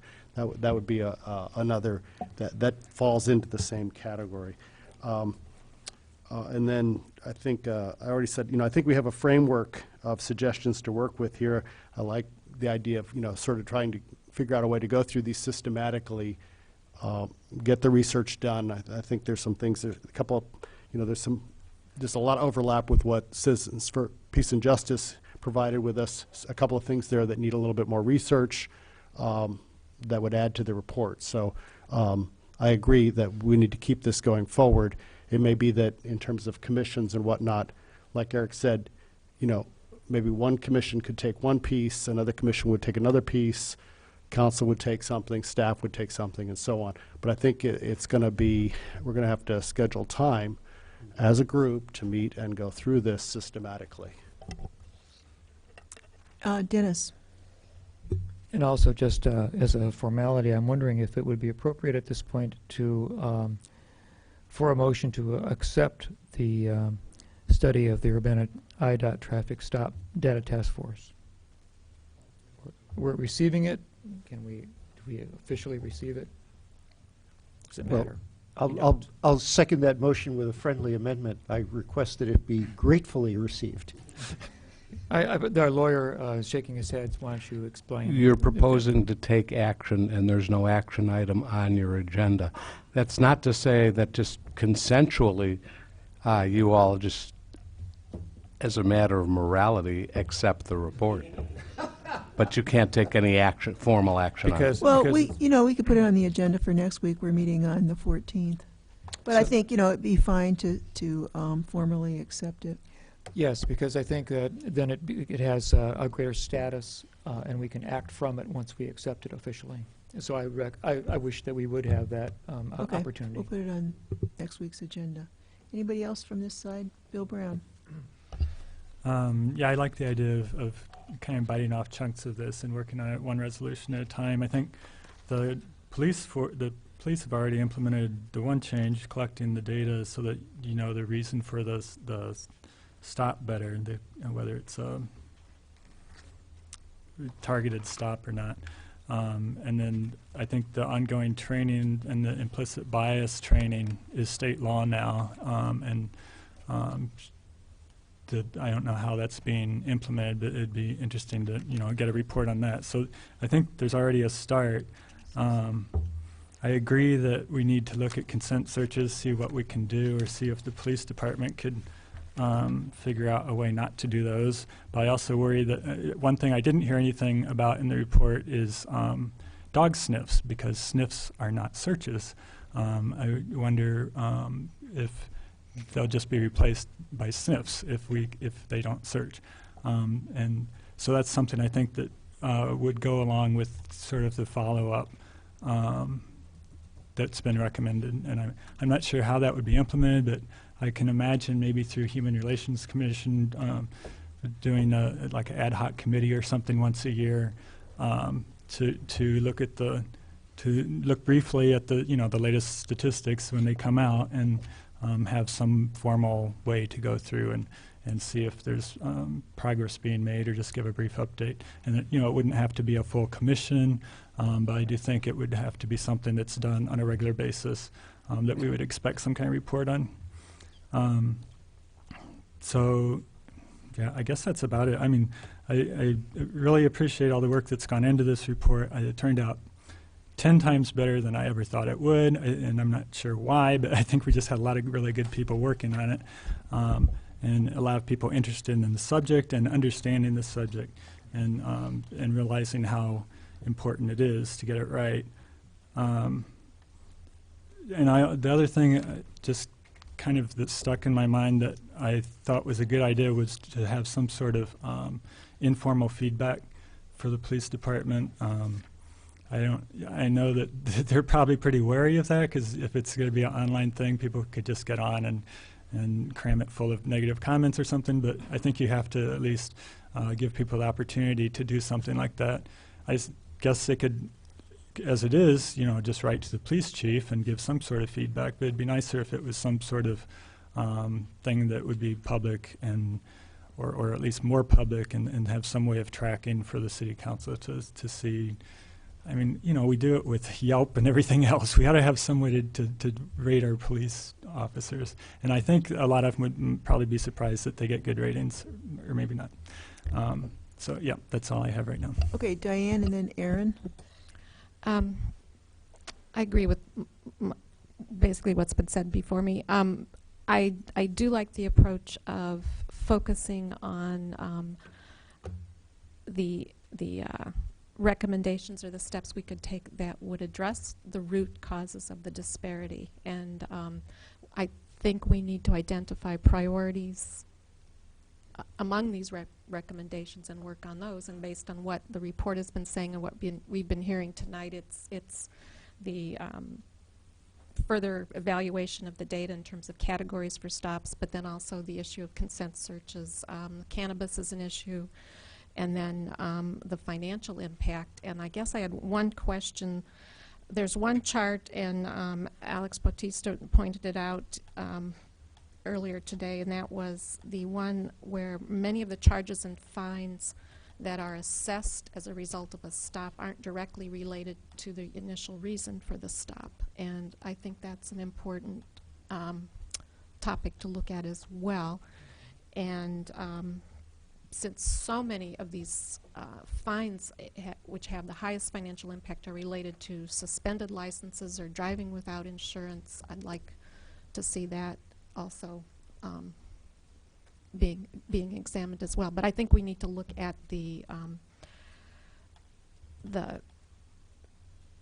could prioritize these recommendations as and go from there. Okay, Aaron, and then Eric. So Daryl pointed out something that I think I should second, and that is the appreciation of the involvement of Sergeant Charles in the Urbana Police Department, because I do think it is something that is necessary in order to bring about the desired change. However, I also think that this is a larger issue than just the issue of the police department coming in. It also means all of us have to be very clear about the impact that the stops have on the African American community and the entire community. And so just a couple of things that came to mind as you all were talking. You pointed out, Bill, that sniffs are not searches. I think that's a search. And now, whether or not that's a state statute or something that we put in locally, but certainly having a dog come out and use his nose to look for cannabis or to look for contraband is indeed a search.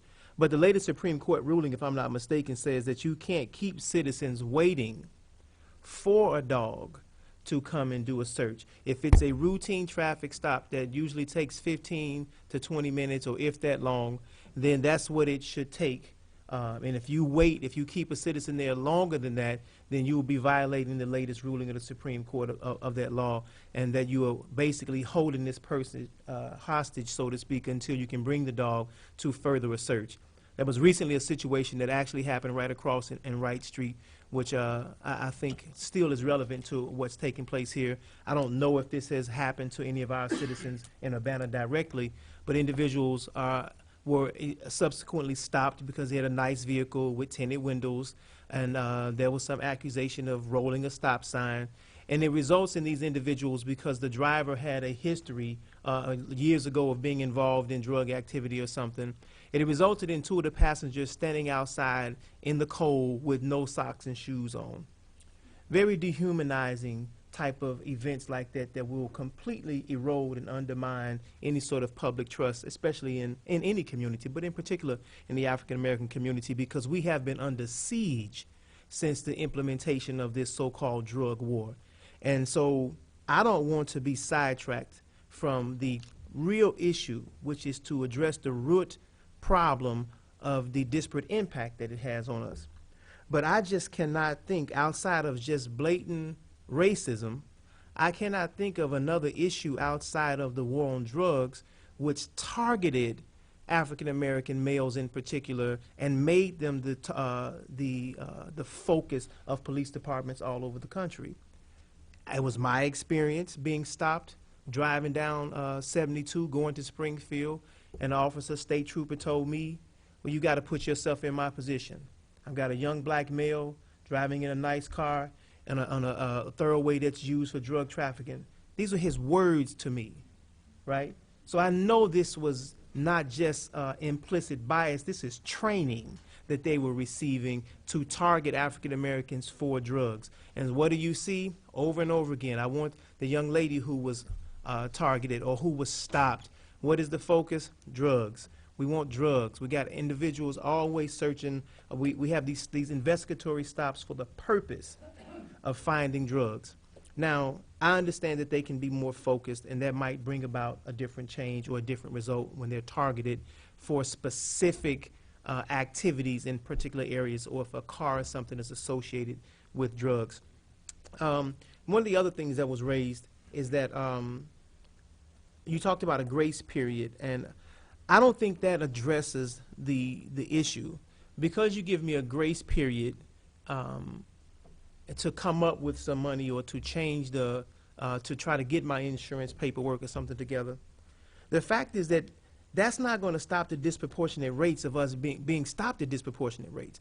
That's addressing a symptom of being stopped at a disproportionate rate, right? Being pulled into this broad net and being saddled with these particular fines, this sort of broken window approach that Belden Fields talked about. How in the world does stopping someone and drawing their blood, cannabis stays in your system for 30 days. How are you going to prove that someone was under the influence of cannabis at the time that they were driving? You go get the blood test drawn or whatever, you get the urine test. There's no way to prove that this person was actually intoxicated or under the influence of marijuana while they were driving. So how can we charge somebody with that? And maybe that's another question for the state's attorney, right? But our officers are conducting the initial phase of that, the stop and the actual arrest. So I don't know how to address that. I could see the concern for an officer that possibly somebody's under the influence and there's a possible DUI, but there's no way to prove that.